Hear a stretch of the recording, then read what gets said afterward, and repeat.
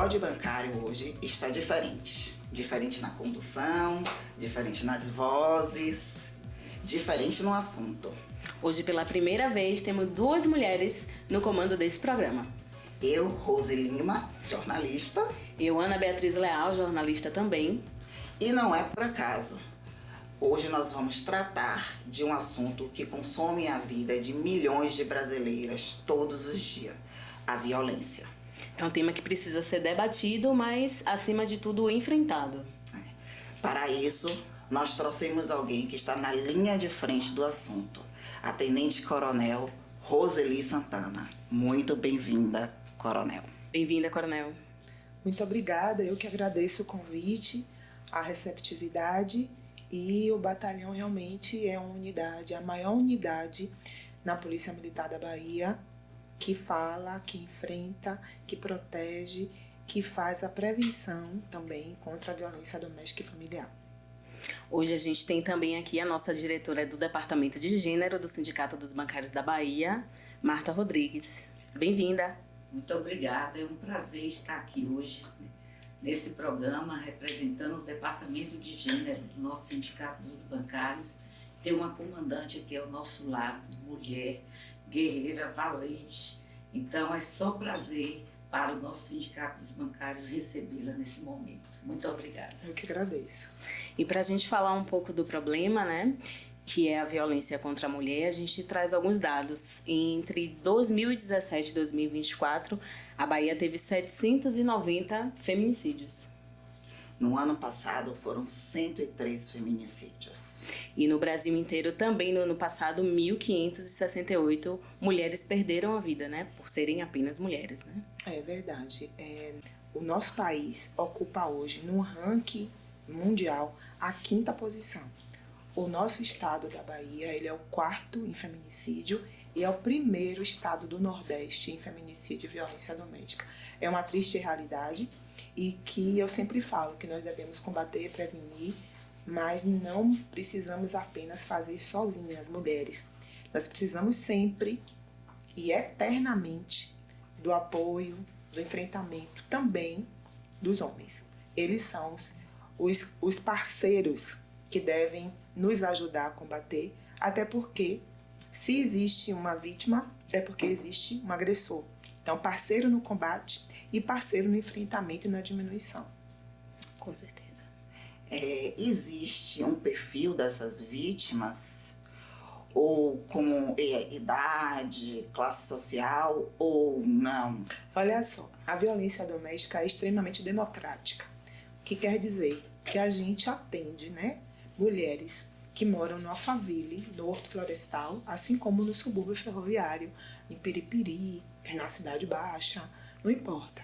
A mulher, ela é vítima em qualquer local, em qualquer grau de instrução. Então nós temos médicas, dentistas, psicólogas, assim como temos donas de casa, professoras. Não importa a profissão, não importa a etnia, a religião.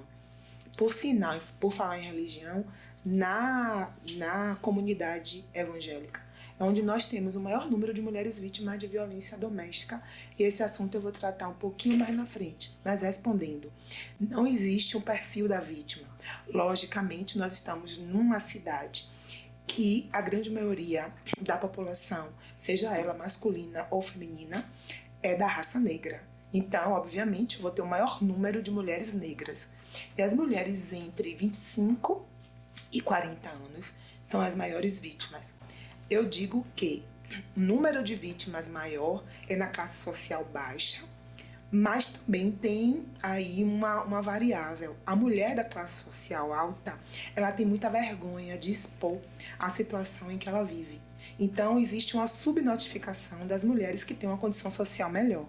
Mas a violência doméstica, ela é totalmente democrática, atinge a qualquer mulher. Atinge qualquer mulher, mas a senhora que está na linha de frente desse combate, né, diariamente, dá para traçar um perfil do agressor? Quais são as características de um agressor? É possível a gente identificar? O agressor não tem perfil. Não, infelizmente, era bom até que tivesse. Porque nós evitaríamos nos relacionar com homens com esse perfil. Até porque ele começa um relacionamento da melhor forma possível. Eu vou te dar um exemplo.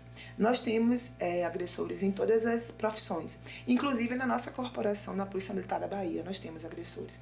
E quase sempre, a maioria deles é o policial padrão da unidade. É aquele policial que não falta, que cumpre com as suas obrigações. É aquele policial que está pronto sempre para poder ajudar, para poder resolver os problemas. É aquele que enfrenta o crime, é aquele que mais traz dados positivos para a unidade. E, infelizmente, em casa, todo aquele perfil de padrão, de perfeito, de correto, ele cai por terra quando se trata de relacionamento homem e mulher dentro de casa. Então, a gente sempre fala, o agressor não tem perfil físico e nem psicológico antes de começar a agredir. Só que tem situações onde a gente pode começar a perceber.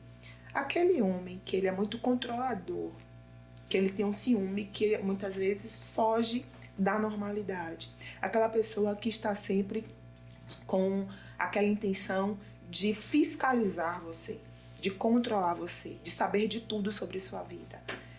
Normalmente, não é sempre, isso não é uma regra, mas assim, normalmente, esse tipo de perfil, lá no futuro, a gente percebe que tem mais probabilidade de ser um agressor por conta dessa como é que eu posso dizer, essa mania, essa obsessão pelo controle da vida da mulher.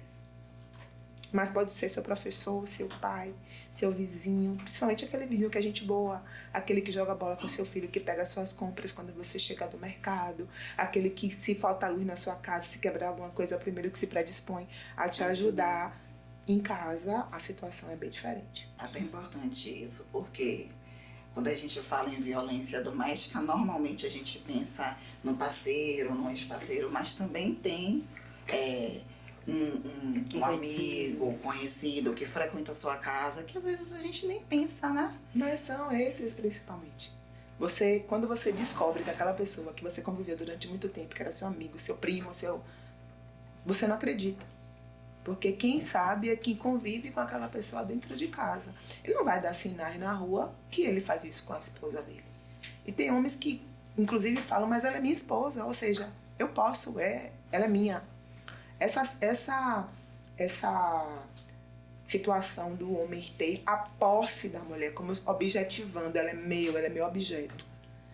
Isso é que no final das contas leva à violência doméstica e muitas vezes ao feminicídio. É aquela condição de ter a mulher como posse dele. Ela é minha. E muitas vezes, se não é mais minha, então ela não vai ser de mais ninguém porque eu vou acabar com a vida dela. É assim que o pessoal pensa. E é interessante que ele não tem um perfil psicológico e físico, mas ele tem um perfil de comportamento. Parece que todos passaram por uma espécie de curso. Porque o modo de operar é exatamente igual. Começa sempre da mesma forma. E, infelizmente, às vezes também termina da mesma forma. E você, Marta, participou recentemente, né, falando sobre essa questão de feminicídio, de violência contra a mulher, de um seminário em Brasília. E aí, o que é que você pode contar pra gente desse debate que ocorreu lá? Para mim foi gratificante demais, né? Foi o lançamento das políticas que o governo federal vai fazer, né, esse ano e justamente no dia 4 de fevereiro eu estava presente lá nesse seminário pela vida das meninas e mulheres e nesse seminário falou-se da integração, né, dos 3 poderes, o judiciário, o legislativo e o executivo. E o presidente, né, Lula está abraçando demais essa campanha para que o homem esteja nessa campanha para acabar de vez com esse feminicídio das mulheres. E lá houveram várias iniciativas para chamar os governos, os municípios e todo mundo para engajar. E houveram algumas medidas que eu tenho aqui, que eu vou falar, né, rapidinho para para vocês, medidas assim que vai melhorar demais, de pronto, a vida das mulheres. E uma dessas medidas seria já o judiciário, porque o agressor, tem agressores que não estão presos, então chamar a justiça para prender esses agressores, né? Porque tem que estar preso, quem agride, quem mata a mulher não pode estar solto. E uma coisa maravilhosa, comandante, que apresentaram lá. Os agressores, eles usam a tornozeleira. Alguns, né? A tornozeleira. E aí o que acontece? Quando ele aproxima da casa da pessoa que ele agrediu, a mulher não fica sabendo. Então está lançando lá, que foi apresentado, um relógio e um botão de pânico. Porque a pessoa que foi agredida vai estar com esse relógio. E aí o que acontece?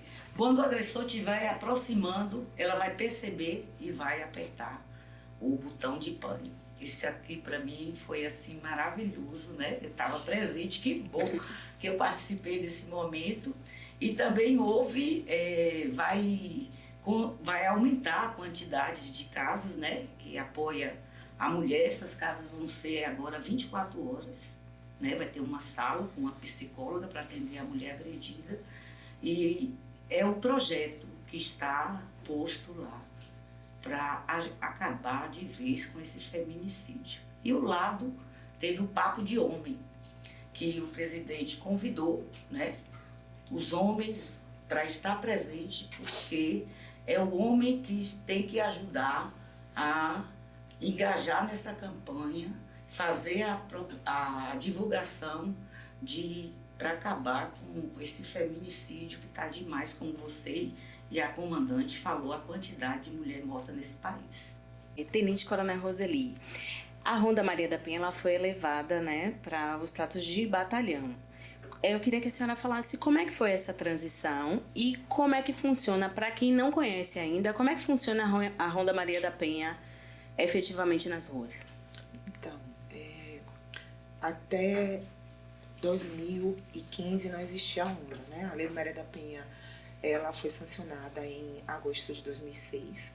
Só 9 anos depois foi criada aqui na Bahia a primeira Ronda Maria da Penha, no bairro de Piripiri. Não foi à toa que esse bairro foi escolhido, era dentre os bairros de Salvador que tinha o maior índice de violência doméstica, então foi emblematicamente colocado naquele local.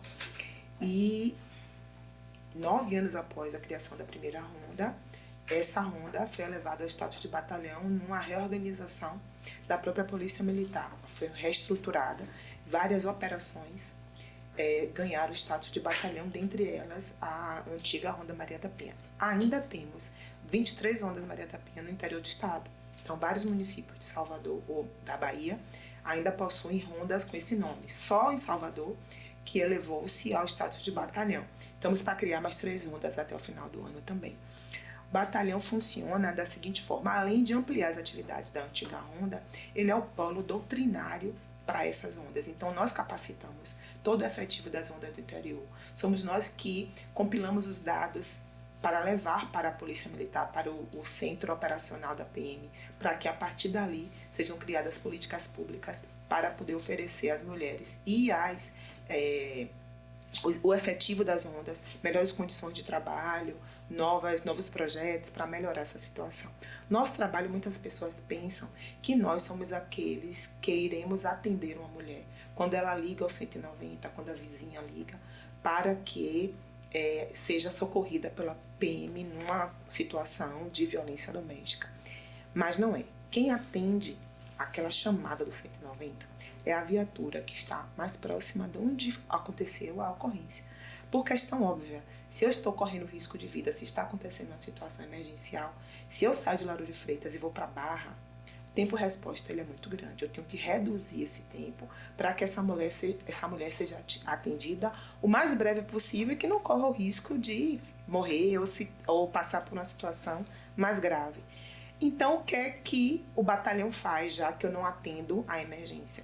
Nós trabalhamos no pós-medida protetiva de urgência. Digamos assim, várias mulheres, infelizmente, sofrem violência doméstica no nosso estado, certo? Dessas mulheres, algumas delas vão à delegacia e prestam o depoimento, fazem o boletim de ocorrência, registram aquela situação. Das que registram a situação, as varas de violência doméstica ou as varas crime normal, onde não tem vara de violência, que é uma vara especializada, tem município que não tem. Em Salvador temos 5, mas tem município que não tem.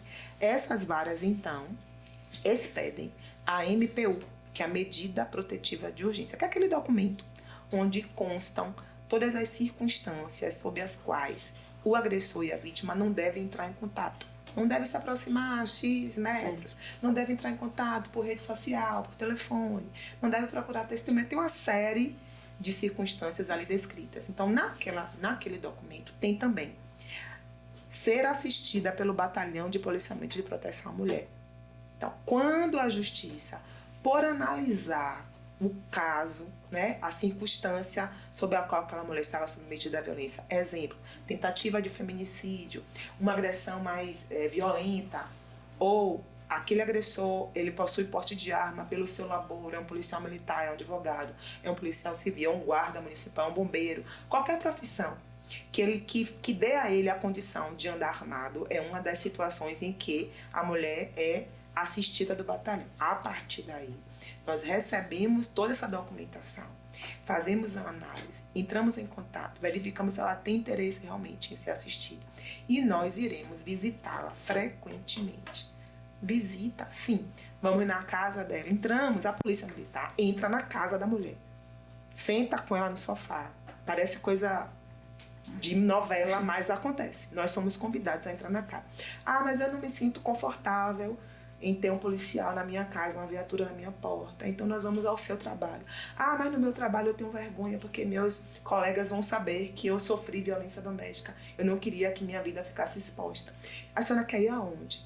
Na praça da esquina, no shopping, onde ela se sentir mais confortável para receber a polícia militar. E qual o objetivo desse contato? Existe aquele papel. Papel importante porque é a lei determinando o que deve e o que não deve ser feito. Mas é o acompanhamento do cumprimento dessas medidas que evita o feminicídio.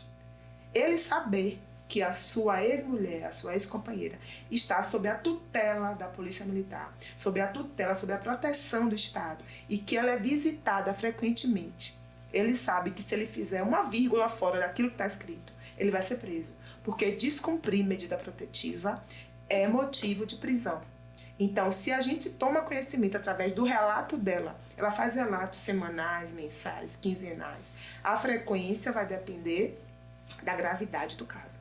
Se no relato dela ela disser, olha, ele descumpriu tal item da medida, nós encaminhamos nosso parecer para a vara de violência que expediu a medida e o juiz determina a prisão e nós vamos onde ele estiver e efetuamos a prisão. Então, assim, é a certeza de que a medida vai ser cumprida. Então, esse é o nosso papel principal.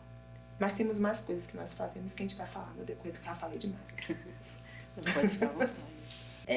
A gente tem visto crescer muito, principalmente nas redes sociais, discurso de ódio. E muitos contra a mulher. Né? E muitas vezes esses discursos são praticados por jovens. E a senhora acha que, desculpe você, acha que essa radicalização dos grupos extremistas tem a ver com o aumento da violência contra a mulher? Olha só, muitas pessoas acham que aumentou muito o feminicídio hoje em dia, que quanto mais se fala, mais se aumenta o índice. Eu tenho uma outra teoria. A gente entendia feminicídio, começou a entender feminicídio em 2015, quando ele foi colocado no nosso Código Penal como uma condição qualificadora do homicídio. Até 2015, matar uma mulher era homicídio, certo? A partir dessa mudança, ele se tornou qualificadora do homicídio, é uma condição qualificadora. Aumentou a pena por matar a mulher e foi chamado de feminicídio. Em 2024, ele saiu de uma condição qualificadora e foi para um crime autônomo. Hoje, feminicídio é um outro crime, não é uma qualificadora do homicídio. É um crime específico de matar mulher por condição de relacionamento afetivo ou por convivência doméstica por misoginia, por raiva, por ódio, só pela condição de ser mulher. A partir desse momento, entre 2015 e 2024, se entendeu um aumento. Mas não é que aumentou porque se fala mais. Porque existe um crime que não existia. Antigamente era homicídio, hoje o feminicídio existe. Então se fala de um crime que antigamente não se falava. Não sei se deu para entender. Se não existia uma coisa, então não se falava dela. Existia matar uma mulher, mas não existia feminicídio. Hoje matar uma mulher por essas condições que eu acabei de falar, o nome se dá como feminicídio. Então aumentou porque ele começou a existir. E a condição do jovem, eu sempre me fixo muito nessa tecla de que a gente precisa começar a educar melhor os nossos filhos homens. Educar as filhas, sim, mas nesse sentido, educar os filhos homens. A gente educa o filho homem para no futuro não ter que proteger as mulheres. Se você cria seu filho na condição de ele saber o que é igualdade de gênero, o que é respeito, não só a mulher, mas o ser humano de uma forma geral, mas principalmente a mulher, já que a situação hoje está tão degradante, você evita futuros agressores. A questão é a educação doméstica, além da educação pedagógica. A escola é um complemento, só que muitos pais e mães deixam que a escola faça o papel que deveria ser feito por eles. A educação começa em casa, né? A gente sempre fala que a gente cuida da semente do broto para dar flores e frutos melhores. Se você não cuida da semente, a sua colheita vai ser péssima. Então, a questão do jovem eu vejo por esse ângulo. Hein, comandante? Eu acho também, comandante Roseli, que eu penso que tem aumentado também o número porque as mulheres elas estão se sentindo mais seguras de denunciar. Então hoje ela sabe que ela tem uma casa de apoio, entendeu? Ela não vai sair de casa, quem vai sair de casa é o agressor, né, comandante? Isso. Então eu penso que tem aumentado também por esse nesse caso aumentado nesse caso o número de denúncia. Mas a gente falou de aumento de feminicídio, que é diferente da denúncia. O aumento da denúncia realmente acontece porque ela tem maior estrutura, tem maiores ferramentas, né? Equipamentos que possa proteger, então ela se sente segura para denunciar. Mas o feminicídio aumentou, que é diferente da denúncia, por conta de existir um crime que não existia antigamente. Por exemplo, se quebrar esse microfone fosse crime, não fosse crime, não existia o crime de qualquer pessoa quebrar esse microfone e ninguém saberia, porque não é crime. A partir de hoje, quebrar microfone é crime. Cada pessoa que quebra vai aumentando o índice de crime de quebrar o microfone, entendeu? Quando você cria algo, aquela situação que não existia começa a aparecer. Agora a denúncia realmente, você tem toda a razão. Aumenta o número de equipamento, aumenta o número de ferramentas. A mulher hoje não é aquela mulher de antigamente que só trabalhava dentro de casa. Ela tem uma autonomia. E se ela tem uma autonomia, se ela é uma pessoa mais segura, mais independente, e ela casa com um homem que tem esse perfil de controlador, ele vai fazer a violência doméstica. O número de mulheres independentes hoje é muito maior, então ela vai sofrer mais a violência. Independentes, no caso. Sim, mulheres independentes, mulheres mais seguras. Se você casa com um homem que tem um perfil controlador e você é independente, e esse perfil é um perfil nocivo, é um perfil de crime, de fugir das regras, né, de casamento, de relação, ele vai cometer a violência doméstica. Então, realmente, vai aumentar porque tem equipamento, vai aumentar porque a mulher é mais independente, vai aumentar por uma série de fatores, porque tem mais condição de denunciar, e antes nossas avós ficavam caladas, porque não existia a Lei Maria da Penha. São vários os fatores que fizeram com que aumentasse a denúncia. Sobre essa questão do discurso de ódio, né? A gente, como a Rose falou, isso está muito presente entre os jovens e, sobretudo, no ambiente digital ali, que as pessoas acham que é uma terra sem lei, é mais fácil você se esconder, essa proliferação de perfis anônimos para atacar a mulher, como esse fenômeno agora de Red Pill, incel. Então, parece que a sociedade está retrocedendo bastante nesse sentido. Do ponto de vista da segurança pública, há alguma forma de monitorar essa questão digital também? Olha só, o anonimato realmente é um fator que faz com que as pessoas, de um modo geral, em qualquer ambiente público, se sinta mais seguro, né, para cometer ilícitos. Isso é fato. Existe sim, só que não cabe à polícia militar. A polícia investigativa é a Polícia Civil da Bahia. Então, assim, eu não posso nem falar sobre esse assunto porque não me compete. A Polícia Militar é uma polícia ostensiva, que ela atua na iminência ou no momento em que o crime está ocorrendo. A polícia investigativa é aquela que vai, através da inteligência, de equipamentos mais sofisticados, buscar o agressor, buscar o criminoso, através de inúmeras, como é que eu posso dizer, situações que se cruzam e que levam à identificação daquela pessoa. Mas não é uma atividade nossa, da Polícia Militar. É da Polícia Civil, da Polícia Investigativa. Sim. Então eu não entro nessa seara. Tudo bem.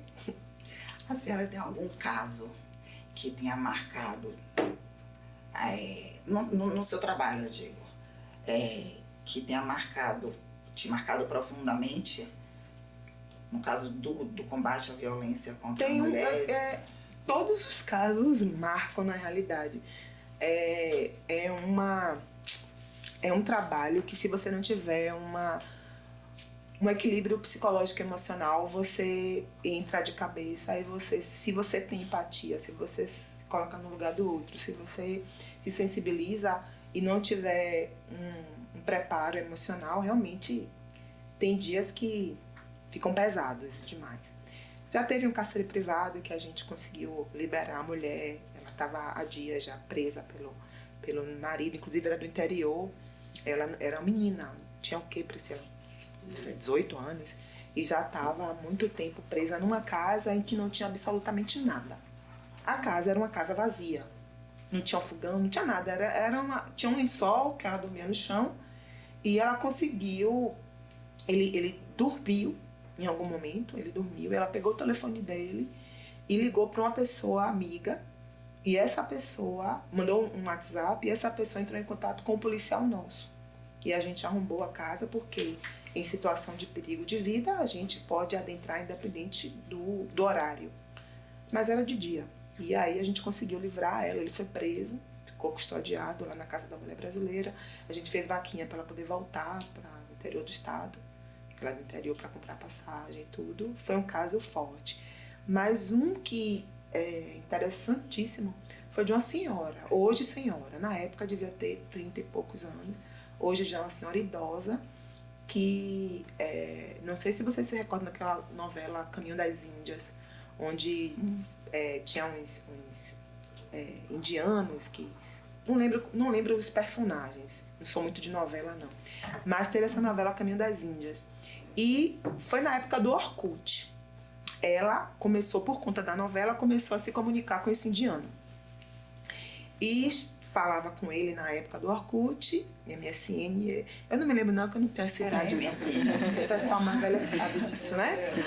Aí ela começou a se comunicar com ele e chegou um ponto que ele apareceu na casa dela, comprou a passagem, de Malicuia, sem nunca ter visto ela pessoalmente. Ele foi para a casa dela e se alojou na casa dela. Depois de pouco tempo, os 2 filhos saíram. A filha e o filho dela não suportaram a presença dele e saíram. Para resumir a conversa, ela estava com a casa dela, uma cobertura, o carro, tudo no nome dele. Já tinha mais de 20 anos de relacionamento. Ela não via os filhos, porque ele proibia de ver os filhos. Ela tinha se aposentado, teve que voltar a trabalhar, porque o dinheiro que ela... E não era uma aposentadoria fraca. Não era suficiente para manter ele e a amante dele, porque ela mantinha ele e a amante dele. Ela tinha medo, ela não podia comprar um presente para o neto. Eu me lembro bem que o filho dela falou assim, que foi aniversário do neto e a nora dela, ela ligou e disse assim, aniversário dele, eu vou mandar um pix para você. Mas me dê logo o número, porque era o dia do salário dela. Se ela não pagasse naquele dia o pix pro neto, o salário dela não ficava mais na conta dela. E a nora demorou e ela não conseguiu dar o presente pro neto dela. Sim. Então, assim, e a gente conseguiu prender esse indiano. E foi um sufoco tirar ela de casa, porque ela teve que ir pro trabalho, porque ela voltava para casa e não saía mais. A gente aproveitou o momento que ela estava no trabalho dela, para tirar ela do trabalho e prender ele, porque ele ficava na porta esperando ela para sair do trabalho. O carro dela, ele fazia Uber, para ter uma ocupação, mas o dinheiro dela era todo na mão dele. Então, assim, tem casos que você virou uma novela mesmo. a vida dela. Só que uma novela de terror, né? Então, assim, são casos que a gente, às vezes, não acredita que uma mulher realmente passa por situações como essas. São casos tristes. Preocupantes, né? É. A senhora falou um pouquinho agora da vivência na Polícia Militar, né? De casos que te marcaram. Como é para a senhora, Tenente Coronel, ser uma mulher na Polícia Militar, que é uma instituição que há um bom tempo, muito tempo, foi exclusivamente masculina e é majoritariamente masculina até hoje? Não é fácil. Eu não vou dizer que é fácil, porque não é. A mulher começou a entrar na Polícia Militar em 1990, ou seja, 36 anos, pouco tempo. Ou seja, se falando de história, 36 anos não é nada, né? A Polícia Militar hoje tem 201 anos, então 36 anos dentro desse período não é nada. E eu entrei em 1992, ó, eu entregando minha idade, eu não queria falar. Eu entrei em 1992 com 19 anos na primeira turma de oficial feminina da Polícia Militar da Bahia. Primeira e única com nome de mulher até hoje, a gente já começa daí. Todas as turmas têm nome masculino. A primeira foi a única que teve nome de mulher. E mesmo com 34 anos de polícia, permanece sendo a única, que é a turma Irmã Dulce, né? Foi a Irmã Dulce morreu no dia, acho que 13 de março de 92, e logo após a gente entrou e a patrona da nossa turma é a Irmã Dulce. Então, foi uma trajetória muito difícil. Ser da primeira turma, ser a primeira mulher a pisar no 6º Batalhão fardada, ser nova, eu tinha 22 anos quando eu formei tenente, aspirante, e ter muitos policiais mais antigos em idade, mais subordinados na função, e olhar para minha cara de menina e chamar de senhora, e ter que obedecer, uma resistência absurda, porque eles não eram acostumados. Para um homem é muito mais fácil ser, ter autoridade masculina sobre ele do que ter a mulher sobre ele. Sem saber que nós somos muito mais atenciosas, compreensivas, sensíveis, e que muitas vezes o nosso comando ele é muito mais equilibrado. É muito difícil você ver uma mulher se exaltar a ponto de maltratar, menosprezar, subjugar.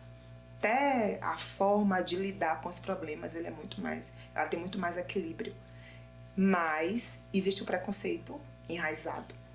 E para o homem, ele prefere até que seja maltratado por outro homem do que ser comandado com equilíbrio por uma mulher. Então, ainda é difícil.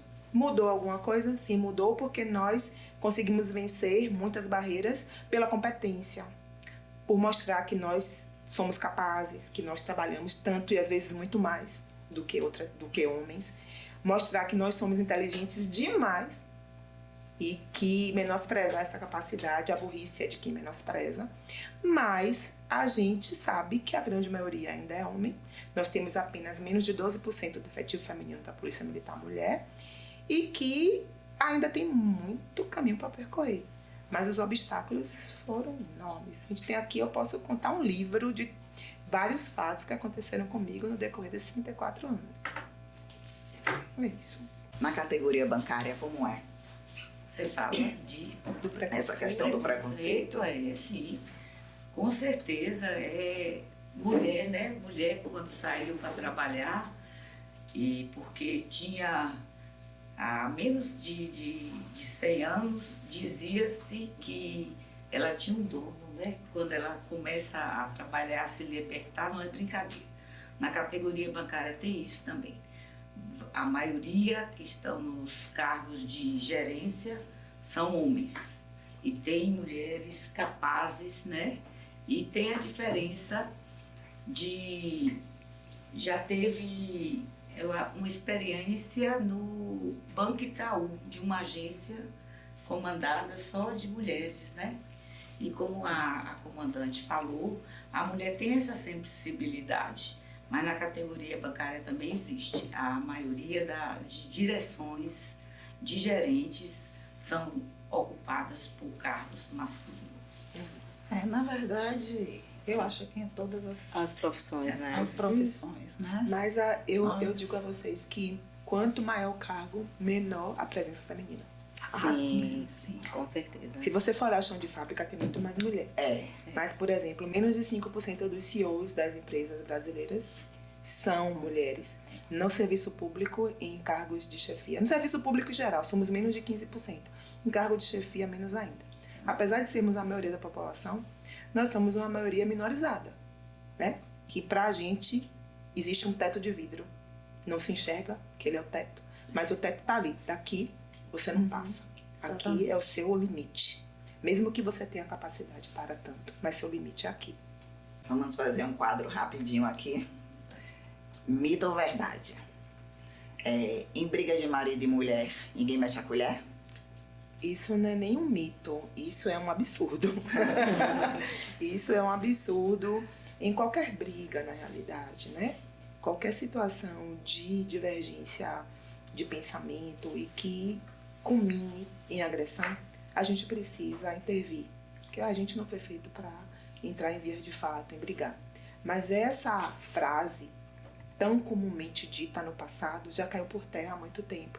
E nós, ao invés de dizer que ninguém mete a colher, a gente diz que a gente precisa sim intervir, a gente precisa denunciar, e seja qual for a sua situação, vizinho, um parente, amigo, é dever seu comunicar isso para a autoridade policial, para que aquela situação não escale a ponto de chegar a um feminicídio e você indiretamente ser culpada pela omissão de não ter informado a quem de direito que aquilo estava acontecendo.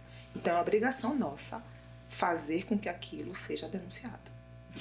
E a violência, ela começa com a agressão física, efetivamente? Não existe um padrão. Tem homens que nunca agrediram e mataram na primeira situação.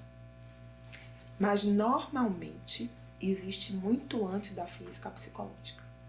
É aquela que você não consegue curar com terapia, com nada, porque muitas mulheres viveram anos de violência psicológica, de não dar um passo sem a aprovação daquele homem, porque ele a dominou tanto psicologicamente falando, que ela é insegura para tudo.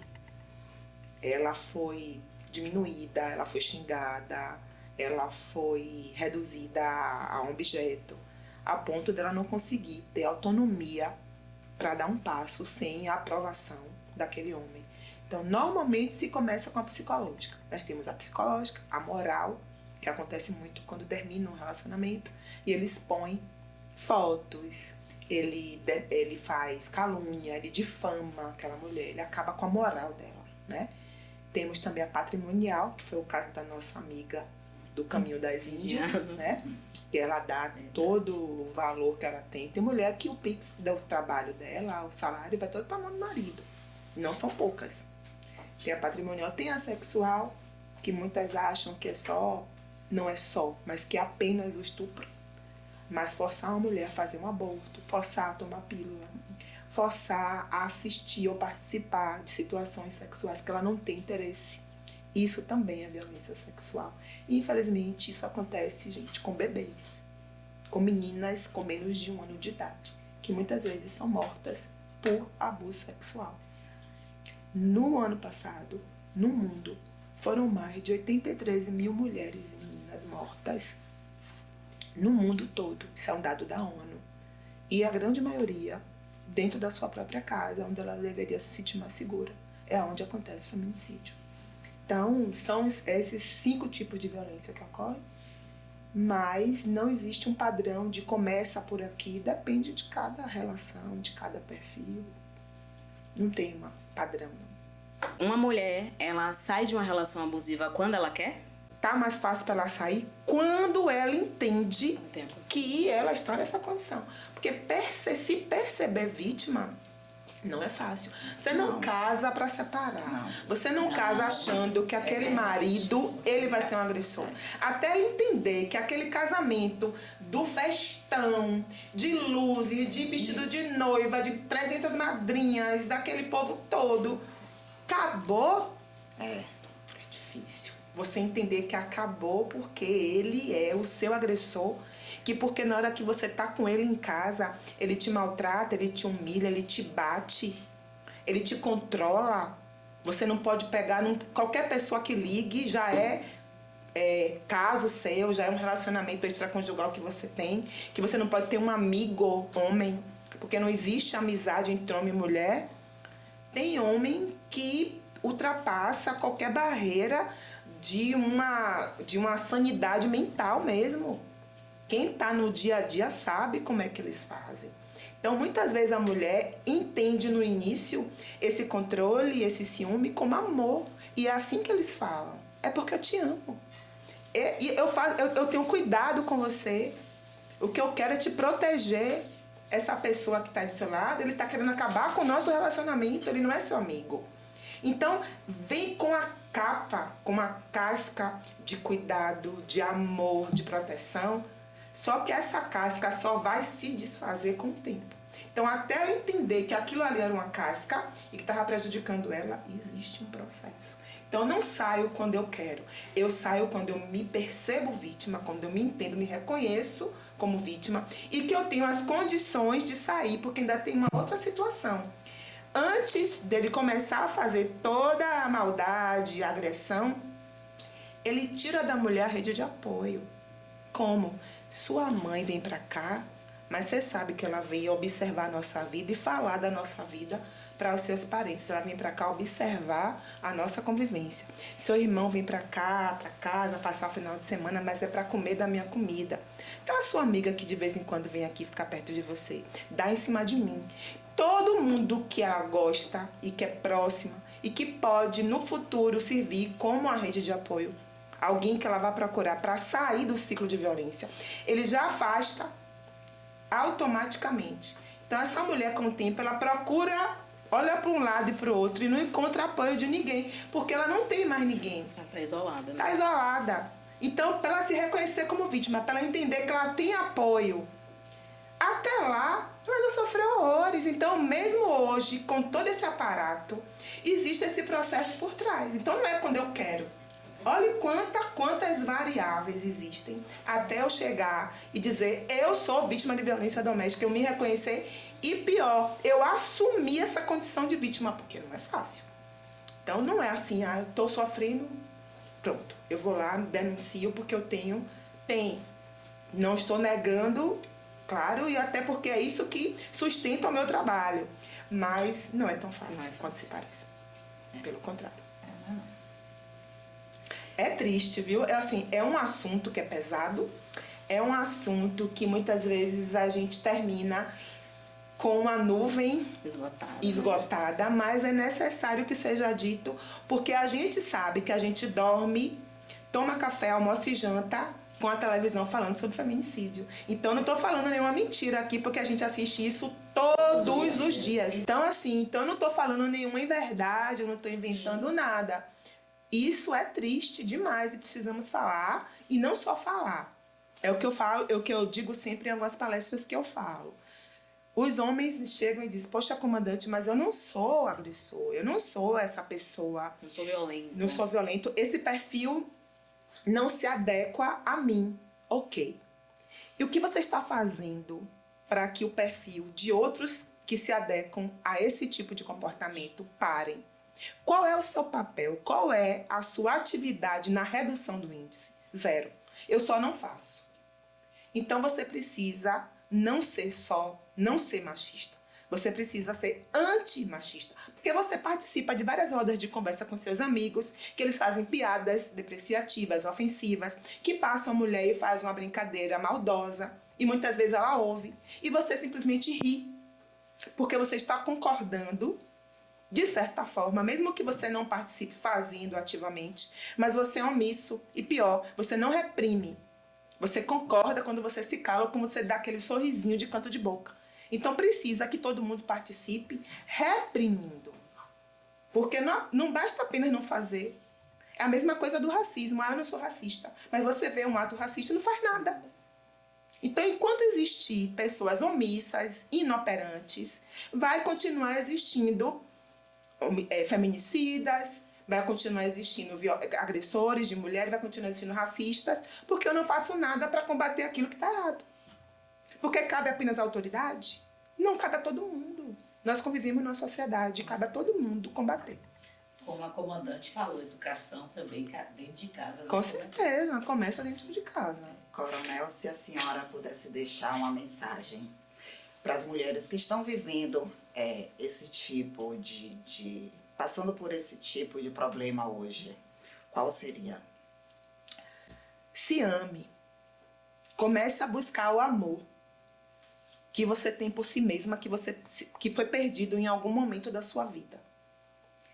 Muitas mulheres passam por isso porque elas amam mais o companheiro do que a si mesmas. Infelizmente, a falta de amor próprio, a falta de cuidado consigo mesma, o fato de enxergar que no mundo ela é a pessoa mais importante para ela mesma. Ela é a pessoa mais importante para ela. Então, assim, quando você se ama, você quer o melhor para você. Quando você se importa com você, você se preocupa em você estar na melhor fase da sua vida, no melhor momento possível, vivendo o melhor que a vida pode te dar. Então, falta muitas vezes amor próprio.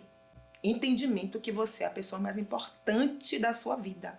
Você só tem essa vida. Não tem, é game over. Morreu, acabou. Não tem outra vida para repor. Então você tem que viver a sua única vida da melhor forma que você puder. Sem ofender ninguém, sem, como é que eu posso dizer, quebrar as pernas de ninguém, sem maltratar ninguém. Viver a sua vida da melhor forma, sem ofensa, mas sabendo que só tem essa, tem outra. Aí você vai fazer o quê com a única vida que você tem? Depositar essa vida na mão de uma pessoa que não merece? A vida é sua, tome as rédeas de sua vida novamente. Não é fácil, mas é possível.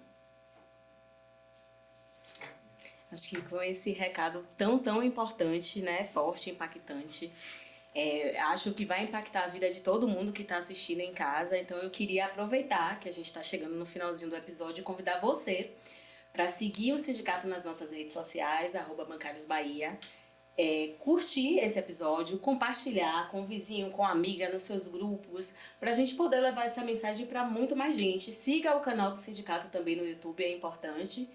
E a gente conta com vocês nessa luta, né, para combater a violência contra a mulher e mudar esse quadro do Brasil que está tão difícil. Tchau e até a próxima.